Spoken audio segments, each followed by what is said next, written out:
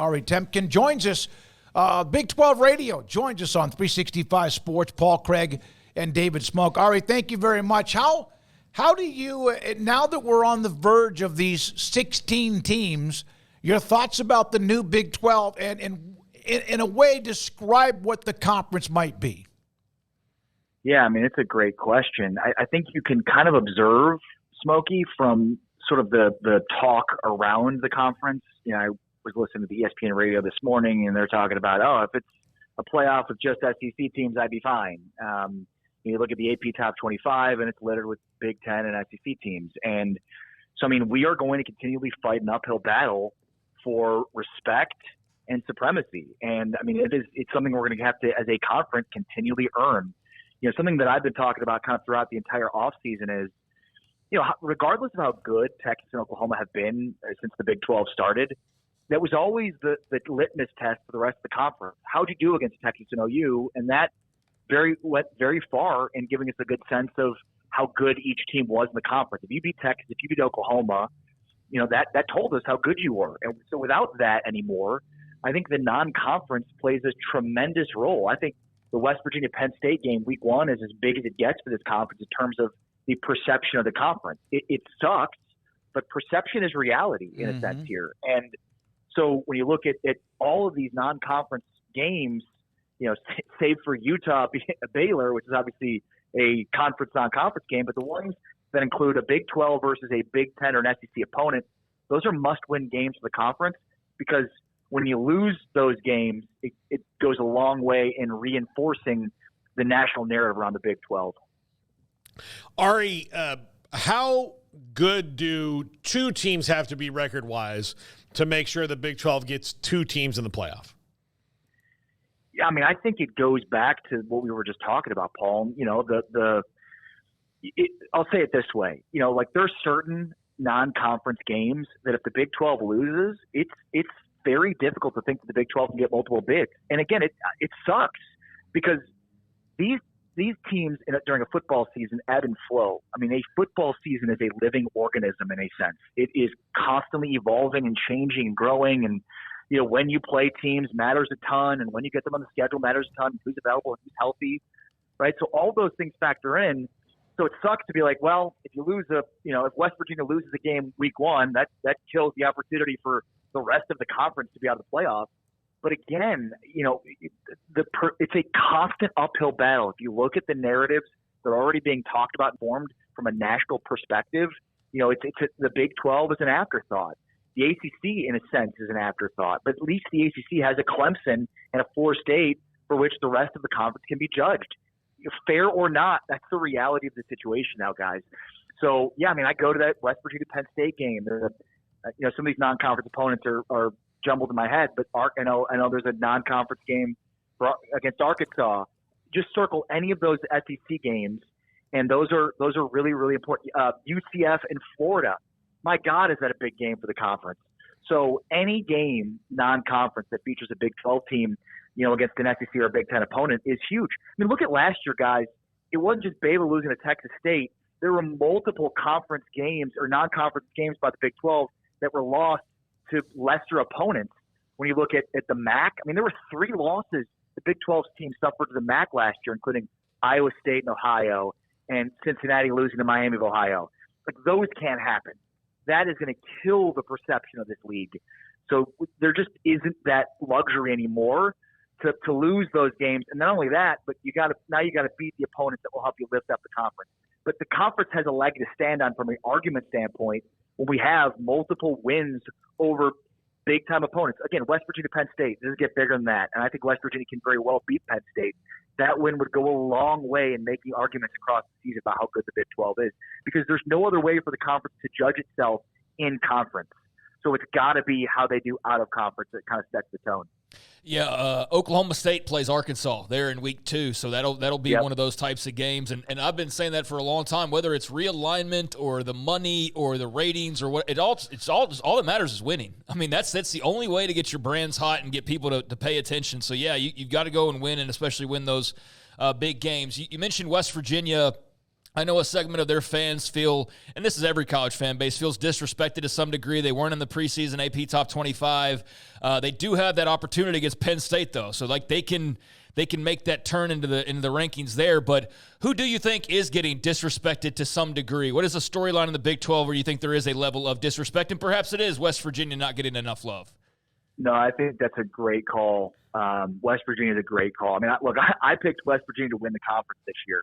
And I did that simply because, pick a team that you don't expect to win it. This is a league of parity, and it's been a league of parity. The reason I picked Oklahoma State to win the conference last year, and it was a stupid pick when I did it, but it was just basically betting on Mike Gundy.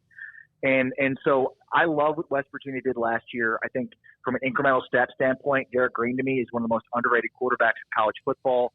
I think he's got he's fully now ingratiated in that offense.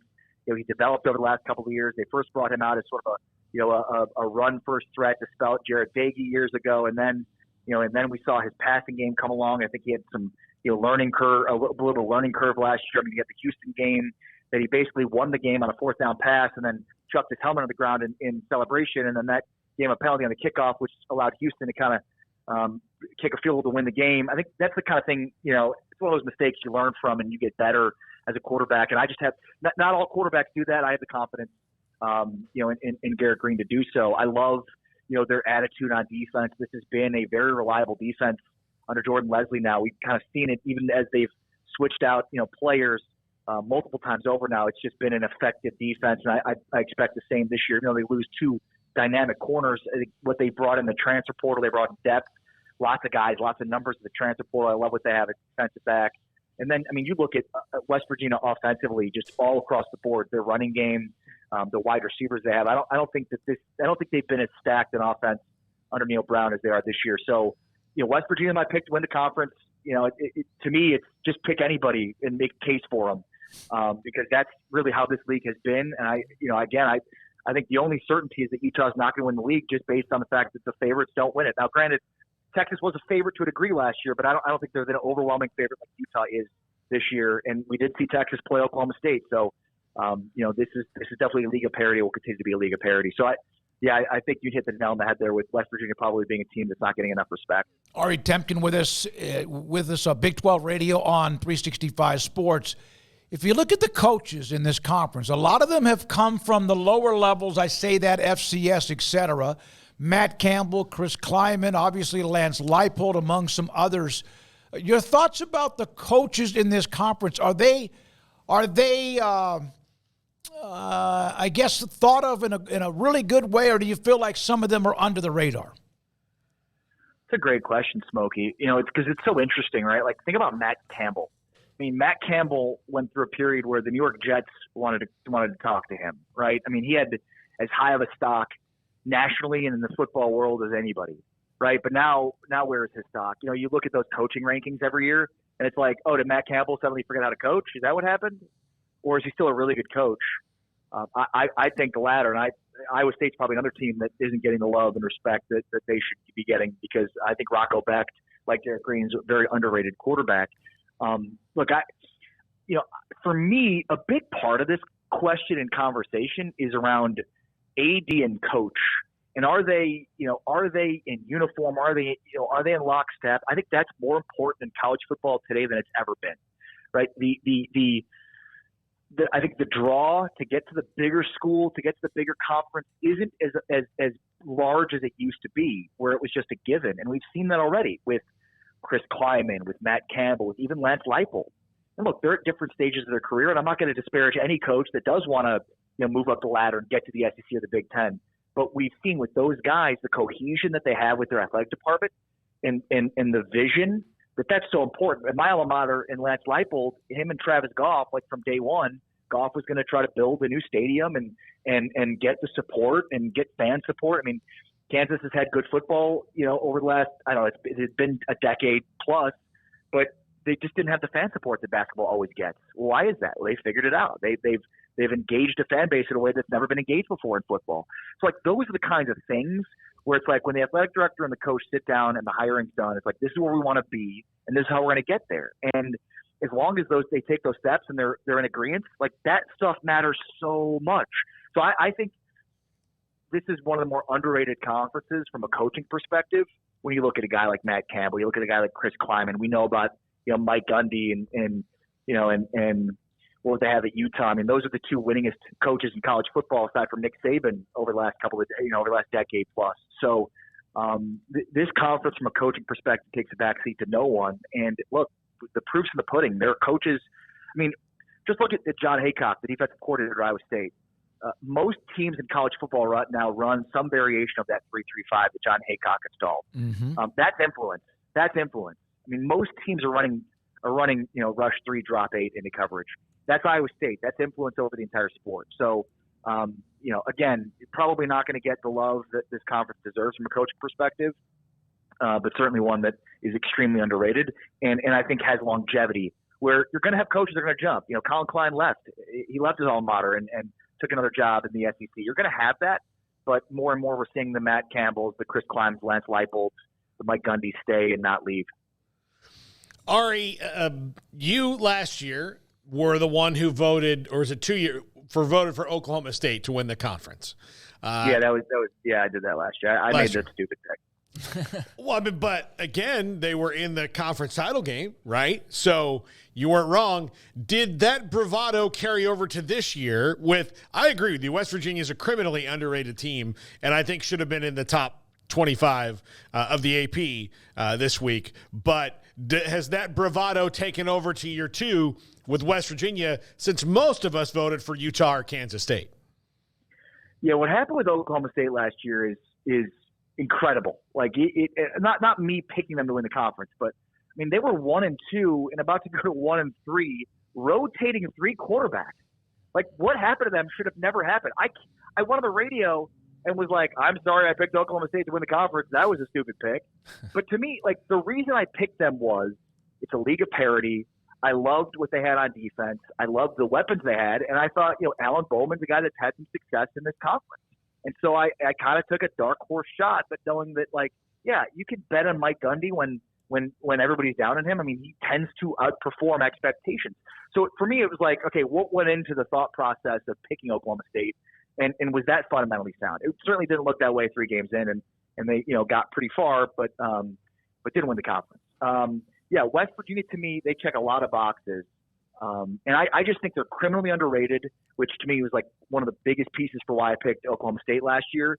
And this just feels like a Neil Brown team. And you heard it from their players in the locker room in the offseason. I heard some quotes from, I think it was one of their pass rushers was talking about that they used to have energy vampires that would just zap the energy of the locker room. And these were guys that were good players. Nobody named names, good players, talented players, but they just killed the locker room in terms of their chemistry. They don't have those guys. This just feels like what happened at Troy for Neil Brown the year before they won 10 games. And, again, with the quarterback situation where it is, he's criminally underrated. It's a guy that I think has shown a lot of growth, and that to me indicates continued growth. But look, you can make the case for a lot of teams. You can make the case for Iowa State. You can make a case for UCF. I mean, genuinely, you can make a case for a lot of teams in this conference. I mean, I'm not going to make a case for Baylor, but I can't wait to see what this offense looks like. It finally feels like the offense fits the personnel. So I can't wait to see the type of offense they're going to be running with Daquan Finn. I'm so again, I'm not going to make a case for Baylor, but just shows you how deep this conference is. Yeah, it really does feel like more than half the league has a legit shot, if not, the majority of the league has a legit shot to burst out and be that team. The new schools, Ari, it's crazy. 4 schools last year, 4 schools this year, just kind of keeping track of where everybody is. What intrigues you most? Is it Prime in Colorado like it is for a lot of folks? Is it Arizona post Jed Fish? What intrigues you about the new 4? And do you think there is, considering they're coming over from what was a very successful power conference a year ago, do you think there's any type of a learning curve, so to speak? It's really interesting. It's a great question. I think so, yes, but not just a learning curve for them. I think there's a learning curve for everybody. I mean, this league has basically it's a brand new league, guys. I mean, 16 teams, 8 teams weren't in this conference 2 years ago. So there's a learning curve here for everybody. From the Pac-12, it's interesting because the Pac-12 last year resembled the Big 12 a decade ago. You talk about the top passing offenses in college football, great receivers, great quarterbacks. explosive scores, 65 to 60. I mean, this looked like Baylor, Oklahoma State in 2007. Like that's what the Pac-12 looked like last year. And so the conference is brand new. I mentioned the 3-3-5 for John Haycock earlier. I think the institution of that in the Big 12 is what changed the offensive schematics of this conference. This is a really good running conference. There were 6,000-yard backs in this conference, and all of them are back, save for Texas, who's no longer in this league. So, I mean, that shows you a lot. This is a downhill power running football conference, because what are you going to do when teams are consistently rushing 3 and dropping 8 into coverage? You're going to run the football on them. So that's what's happened. And now defenses are going back to adjusting. We're seeing a lot more defenses now play heavier on the line of scrimmage because they're trying to adjust for the fact that teams went away from throwing the ball as much as they used to. So for me, like Arizona, I'm very intrigued to see Arizona. They've got arguably the best wide receiver in college football in Ted McMillan. They've got Noah Fafita, who I just absolutely love as a quarterback and as a person. So they've got a ton of offense back. And, everybody bought into Brent Brennan, so you've got to love what they've got there in terms of their new coach. But it is new, and this is a team that wants to throw the ball a ton. And so will they be able to do that when teams are dropping 8 into coverage? Can they run the football when teams force them to run the football? Again, they've got one of the most explosive passing offenses in college football, and Ted McMillan is an absolute stud on the outside. But I think that is a legit question about Arizona. I'm also very intrigued by Utah, just simply because everybody thinks they're going to come into this league and run roughshod over it. I just don't think it'll be that easy, because we're used to this league being you play everybody.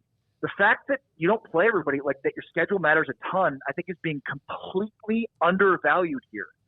Scheduling is going to matter a ton. Now, I mentioned West Virginia winning the conference, and I think somebody brought up in the comments, West Virginia does have a really, really tough schedule. That was the one thing where it was I don't know if I should pick them to win the conference because it's tough, but I stuck to my guns. But that's where I think, guys, the biggest factor in winning this conference or getting to the conference title game is your schedule, and nobody's really talking about that. People look at these teams in a vacuum without factoring in not every schedule is the same. They're weighted differently, and then when you play teams matters a ton. Kansas played Kansas State last year with a walk-on true freshman quarterback and Indianapolis Colts GM Chris Ballard's son Cole Ballard, right? If you played Kansas when they had Jason Bean, or if you played Kansas when they had Cole Ballard, a true freshman walk-on quarterback, totally different dynamic there. So those factors are so large a player that we always undervalue those things in the preseason. No, I think you're right. I think Utah and K-State both have very beneficial schedules too. That's part of the reason why I think they're getting some love, other than just being pretty good. You mentioned the offenses even from a few years ago, and we actually talked about this at the start of the show. Is there a bigger red flag for somebody who claims to watch the Big 12 than hearing them talk about the lack of defense and the pass-happy offenses from 2014, but they're still talking about it in 2024? It's unbelievable. It's crazy. It's still, people are still doing it. It's tell me you don't watch the conference anymore. That's how you don't watch the conference anymore. I mean, it really is. This is not. There were 6,000-yard backs in this conference. I mean, I think there was probably a decade without any, without 6,000-yard rushers, let alone 6 in the same season. And by the way, there could be more this year. There could be more than 6,000-yard backs this year. So yeah, you're totally right. It's the perception of the conference in terms of what it had been versus what it is today is, people tell themselves all the time in terms of, do they actually pay attention to the conference? And we're going to see that. Just listen to the national discourse, guys. Just listen to it, because you're going to hear a lot of people telling on themselves that they're just going to go with the SEC and the Big Ten because that's what they've been told they should be going with, as opposed to actually watching these games. And again, the Big 12, all they do is throw it around and score 70 points a game. No, they don't. That hasn't been the case for a long, long time now in this conference. And here's the other thing too: is inevitably, do we really need to see Penn State lose to Ohio State and Michigan again in a playoff game? Do we really need to see Ole Miss lose to Georgia and LSU again in a playoff game? Because it seems like these teams that get so much hype and love in those conferences are continually losing the biggest games in their conference schedule every year. Penn State's the greatest example of this. The next time they meet Michigan or Ohio State in a big game will be the first time we've seen it in 2 decades. Mm-hmm. So do we really need to see them in I can't wait to get Penn State in a playoff game so they can lose again to Michigan. I can't wait to see Ole Miss in a playoff game so they can lose again to Georgia. So that is also a part of this that I think people don't when they talk about the playoff needs to be all SEC teams or all Big Ten teams. Like, no, because we've already seen these games played out. Do we really need to see them again? Ari, great stuff, man. It's great to have you on. We'll be in touch again. I always enjoy being a part of what you do, too, and covering the Big 12. Thank you very much, and have a great rest of the week. Yeah, appreciate you, Smokey. Appreciate you guys. You guys do a fantastic job. I've always loved what you guys do. And, I wanted to let your audience know that Big 12 Radio is no longer on Sirius XM, but we've got a big announcement coming soon, so stay tuned for that. Yeah, I was going to let you kind of tease that a little bit and look forward to it. I'm glad that's working out. Saw you at Big 12 Media Days. That was great news that you were on the air. Ari Temkin with us, the Big 12 Radio